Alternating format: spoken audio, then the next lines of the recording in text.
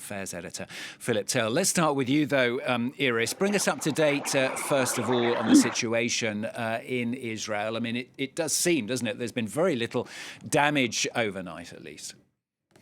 There was some damage, some property damage, the debris that falls, the shrapnel, I guess you'd call it, except it's much larger.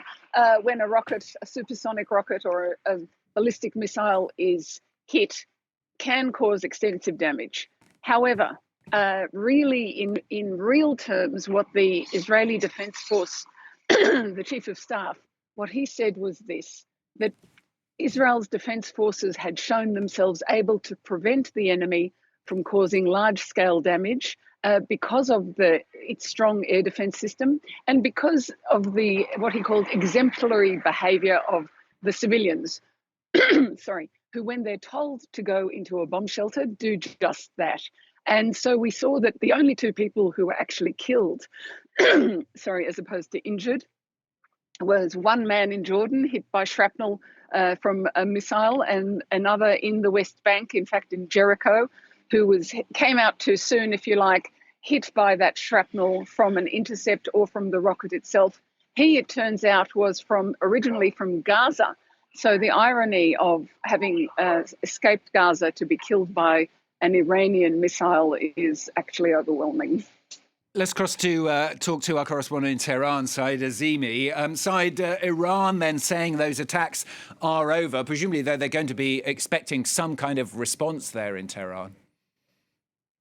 Yes, they are expecting a response, but they're expecting it to be on military infrastructure or probably nuclear infrastructure. And interestingly, as we speak, the Iranian leader is now meeting the elite university students in his residence, and he just said that I didn't cancel this meeting because we're mourning, but our mourning is the kind that helps us advance and is alive. He said that he will talk about the Lebanon and developments in Lebanon shortly. So I'm not expecting further comments from the Iranian Supreme Leader at this meeting or today. And the Iranian Foreign Minister minutes ago told the press on the sidelines of a cabinet meeting that any country that allows its space to be used by the enemy is considered our enemy. That is a direct reference to Jordan that helped intercept Iranian missiles flying over Israel. So these are the latest developments from Tehran, as we know. Iris, what do you think is going on, if you like, in the corridors of power in Israel? I mean, presumably deciding and discussing what exactly, how far any kind of response is going to go? That's right. This is a regional war now after 11 months after, nearly 12 months after the October the 7th attacks by Hamas. We are now looking at a regional war with this second attack by Iran. So what should Israel's response be? It's plain that Israel can't respond on its own, especially if, as discussed, it would go as far as attacking Iranian nuclear sites. That would involve the United States, both for funding, for ammunition, for support. So that's a discussion that must be had.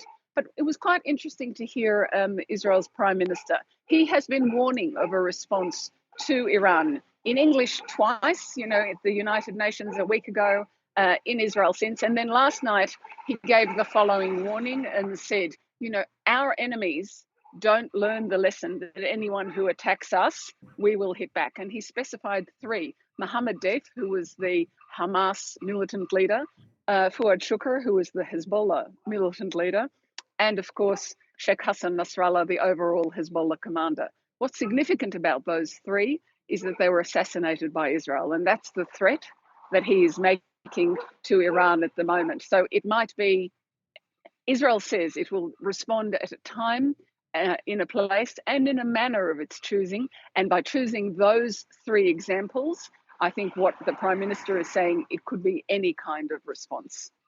So presumably, Saeed, the regime there in Iran also trying to work out what kind of attacks may be, whether it will be a personal attack, as Iris was saying there, or whether it's more likely to be attack on military bases or on Iran's nuclear capabilities. Are taking measures in that regard. The spokeswoman for the Iranian government, Fatemeh Mohajerani, told the press today that the Iranian president it cares most about the calm and peace in the Iranian society. But so far, we haven't seen any notices given out by the Iranian administration advising people to take shelters or to leave the capital, as we know. But I hear words from people who are living close to sensitive facilities, whether nuclear research facilities or oil refineries, that are leaving their cities. Meanwhile, the Civil Aviation Organization of Iran has extended the suspension of flights until 5 a.m. Thursday. So there is no way out via an airplane. But I have heard from multiple people in Iran that they are leaving their cities via their cars. Philip Turle from our International Affairs Desk. I mean, we've talked so many times over the last few days, few weeks about a tipping point. It seems that we're at another tipping point, aren't we, where Iran has come to that point where it decided it had to take a more robust action. And that next tipping point is upon us as to see how Israel might respond. The whole problem here is that both Iran and Israel are in a position where they have to do something. They can't just sit back and not take any notice about what is going on. And whereas the offensive in Gaza was more or less contained within Israel, the offensive in Lebanon has become much more dangerous, and it's become much more dangerous since the ground offensive was launched by Israeli troops, just a limited ground offensive, but that could go disastrously wrong. We're already hearing reports this morning that Hezbollah has pushed back the advance of some Israeli troops into some areas of southern Lebanon where there are Hezbollah strongholds.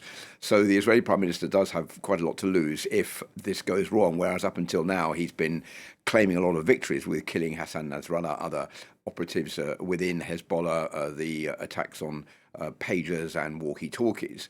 But the big problem here is Iran, and Iran has seen itself pushed into a corner where it has got to do something because Israel has had the upper hand over the past few weeks.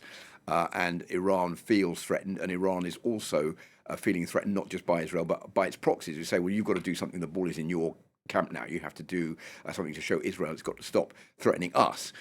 So Iran has taken this decision. I don't think it was a light decision to take on the part of Iran, but something that it had to do. And now the problem is that we've got another step in the wrong direction because Israel has got to reply to what Iran has done. Otherwise, Benjamin Netanyahu will maybe see his favourable opinion poll ratings begin to fall as well. So we don't know what the Israelis are going to do, but there's going to be some kind of reply.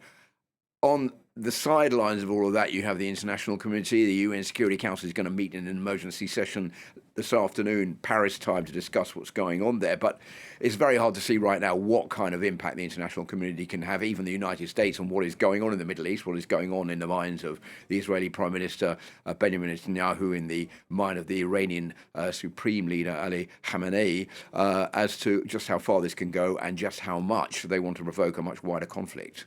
Iris, how much do you think Benjamin Netanyahu has been emboldened by what's happened over the last few days and weeks?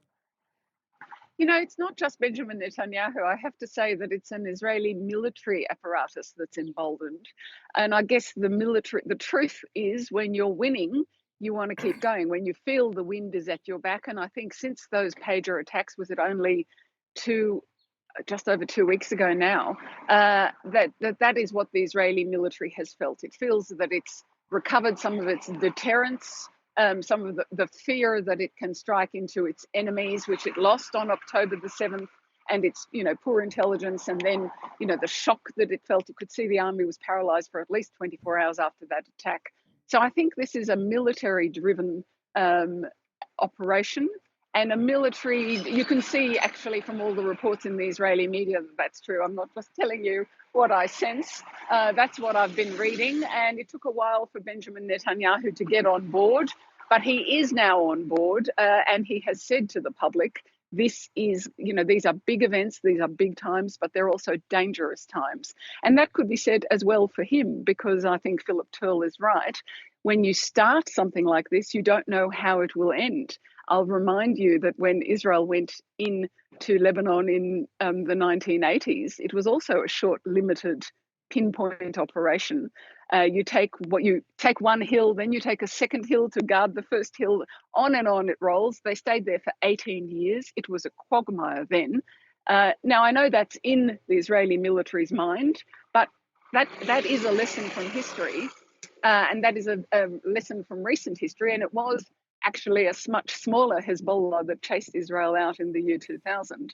So I think all of those things are in the military's mind, and with the politicians, there's a different consideration because their political survival is also part of it. But the military lesson is crucial.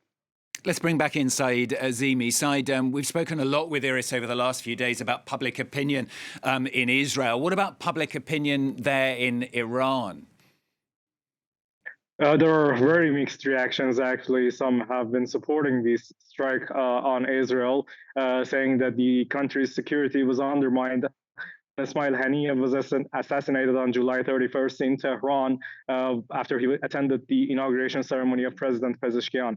The other group is saying that Iran has started something that the consequences could be costly for the Iranian people.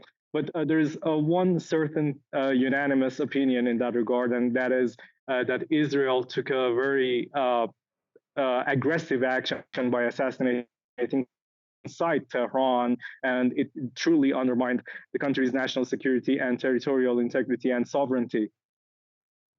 Let's finish up by talking to Philip Turle once again. Philip, we were talking a little bit earlier on about how the kind of pressure put on by other nations may have changed a little now that Iran has hit back. It's very difficult, for example, for the US to rein Israel in. I mean, it's been trying and failing over the last few weeks, but if anything, this makes it even harder now for it to do so. I don't think that, to be honest with you, Stuart, Israel is listening to anybody apart from itself. I don't think the Israeli Prime Minister is taking any notice of the US for the simple reason that he knows that whatever happens, the US will always continue to support Israel in thick and thin times.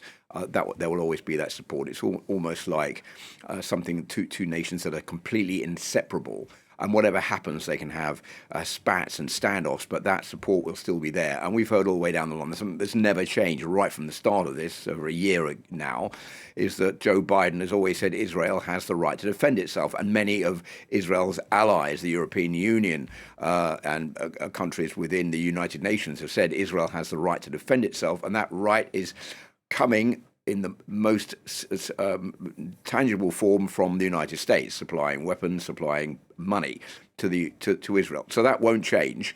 And many have been saying, well, they need to stop supplying weapons to Israel to stop them from attacking Hamas and find some kind of ceasefire. I'm afraid we're still a very long way from that happening. Because Joe Biden is at the end of his term in office, there's an open window for Benjamin Netanyahu basically to go in and do what he wants until the next US president is elected in a month's time. Philip, thanks so much for the Turle.